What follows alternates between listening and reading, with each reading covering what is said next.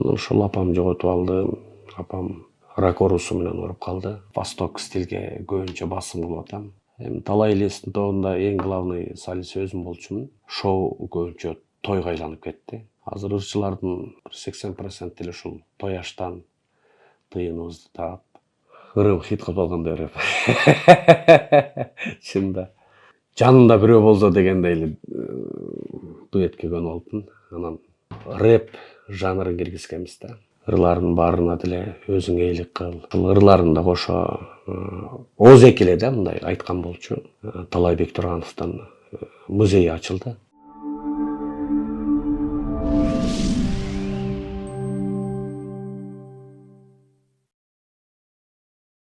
Биринчи ассаламу алейкум. Чыгармачылыктар жакшы болуп атат, жаңырлар чыгып атат.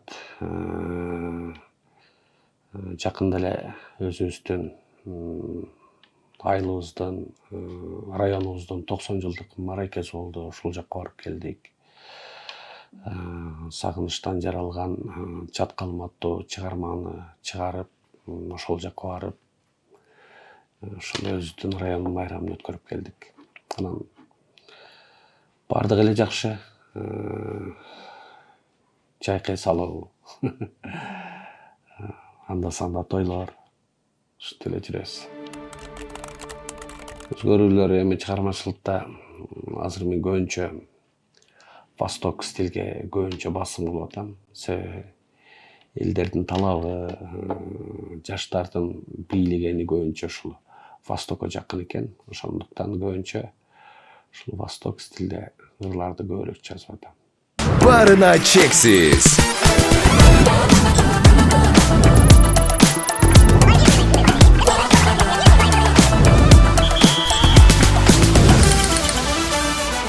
Барына чексиз. Кыргыз кайрылыктарына да кайрылам, мен ар түрлүү кайрылыктарга кайрылам. Кыргыз кайрылыктарына, Индия кайрылыктарына, Восток кайрылыктарына, ошол той кайрылыктарына ар тараптуу изденүүгө аракет кылам да. Кээ бирде көп угам да. Ырлардын баары окшош дегенчи. Ошондон улам көбүнчө ар тургандай стилдерди ырдаганды аракет кылам, изденем.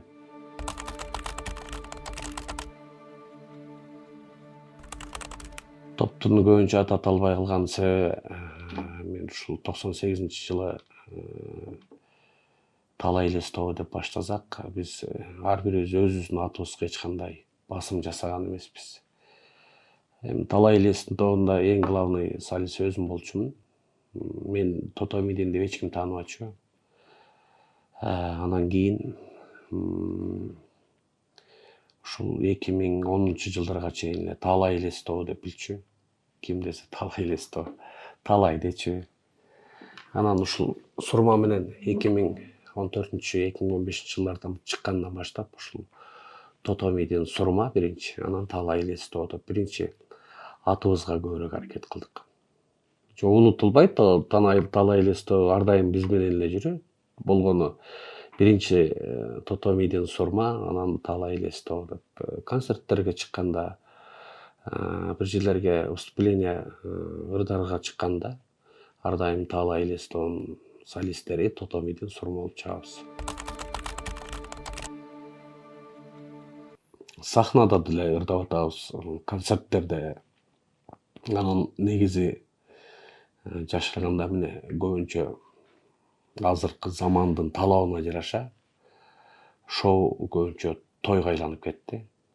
Андыктан ошол заман бөрү болсо бөрү бол, түлкү болсо түлкү бол дегендей, кайсыл жакта нан тапсаң, ошол жакка бары бир ыктайсың. Азыр ырчылардын 80% деле ушул той аштан тыйыныбызды таап, наныбызды таап жеп атабыз. Ошол баягыдай айыл жергелеринде деле баягыдай концерттер жок. Концерт коюп барсаң, тойдон көрүп алабыз да дегендей эле, же болбосо интернеттен көрүп алабыз дегендей эле. Ушундай бир шоу дүйнөсү тойго алмашты десем жаңылышпайм да. Анан концерттер болуп атат эми көбүнчө ушул бир организациянын уюштурушу менен же болбосо бир райондук ушул мамлекеттик деңгээлде концерттер болуп атат. Ошол чоң концерттер ошондон эле болуп атат да. Так баягыдай гастролдомой, баягыдай эл кыдырып жер кыдырган артисттер деле азыраак да.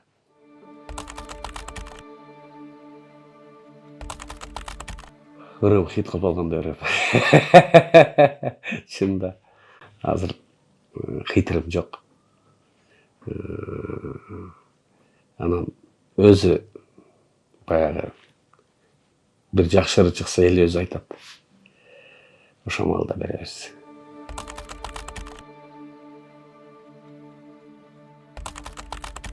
Мен өзү негизи эле ушул талай элес тоо түптөлгөндөн баштап эле дуэт ырдайм.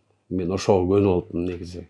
Биринчи ушул Молдалы Өтөнбаев деген досум бар, оончу, аранжировщик.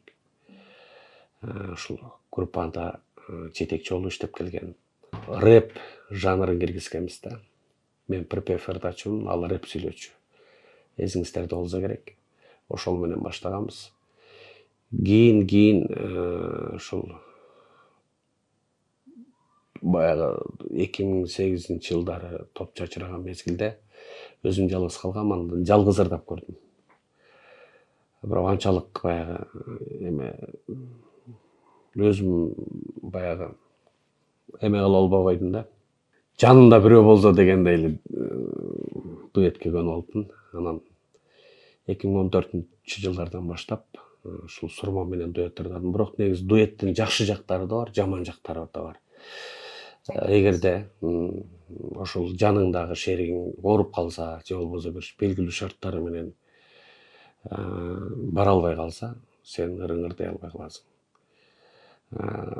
Жакшы жактары дуэт чем жалгыз ырдагандан көрө мындай уккулуктуу болот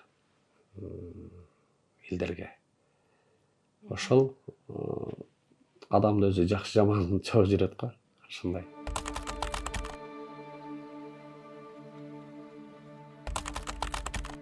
Жок, мен анчалык деле кийимге басым жасабайм негизи. Кийимдин баарын Сурма тандайт. Мага жаның окшошураак кылып берет. Жалтырак-жултурак кылып койсоң болду деп эле бергенин кийип кете берем. Ырга келгенде мен тандайм ырды. Оонду өзүм жазам. Акындар менен алым жетпес акындар менен иштешем. Кээде башынан аягына өзүм жазам. Ырларды бүт өзүм тандап, аранжировкаларды ушул клиптин сценарийсине чейин полный өзүм жазам. Алда оюн айтат. Тайке бери мындай болуп калыптыр, бери мындай болуп калыптыр. Өтө мындай жактырбай калган сезип калсам, башка оюн жазганга аракет кылам.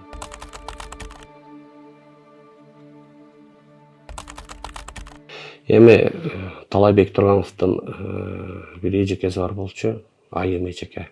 Ошол эжеке мындан бир 7-8 жыл мурун Талайбек Тургановдун өзүнүн гитарасын мага берген болчу. Тотоми дейин, ушул канча жылдан бери талай элес тоодуп жүрөсүң. Ушул гитарасы сенде болсун, анан ырлардын баарына деле өзүң ээлик кыл. Себеби биз бул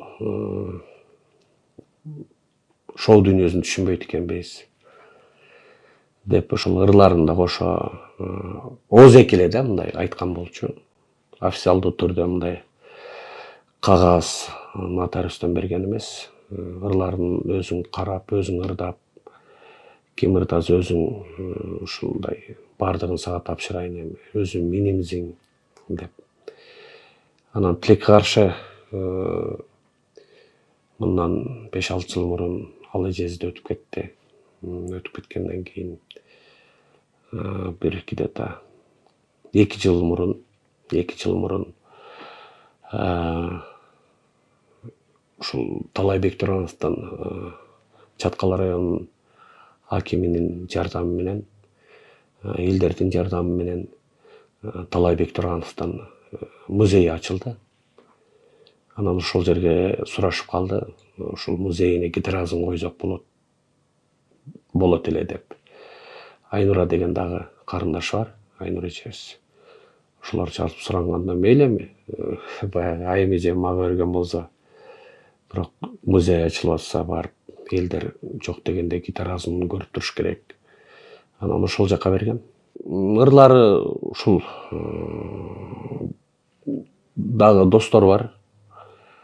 Ошолорго бердим. Өзүңөр карап, өзүңөр контролдоп тургула деп. Ошол эле.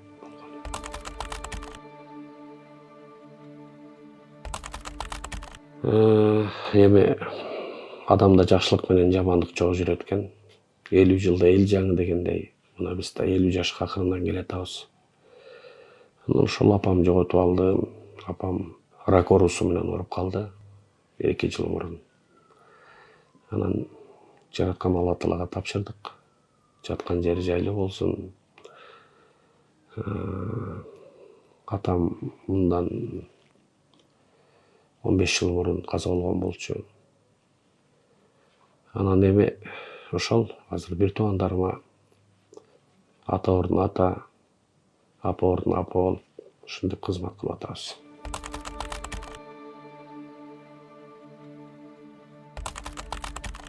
Бар болуңуздар, урматтуу Соло ТВнын көрүүчүлөрү.